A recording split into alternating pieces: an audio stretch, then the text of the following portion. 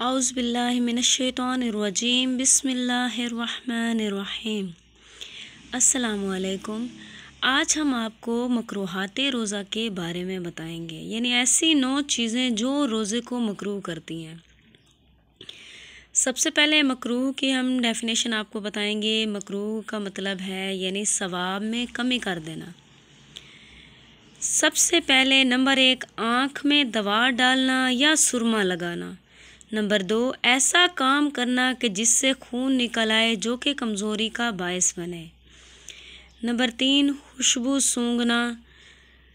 Number 4، خشک چیزوں سے حق نہ کرنا۔ نمبر 5، عورت کا پانی میں بیٹھنا۔ نمبر 6، ایسا کام یا مسواک کرنا کہ منہ سے خون نکل آئے۔ درخت کی تازہ مسواک کرنا۔ نمبر 8، بغیر وجہ پانی یا کسی چیز کا منہ میں ڈالنا۔ نمبر 9، اپنی بیوی سے یعنی عورت زوجہ سے خوش طبعی کرنا۔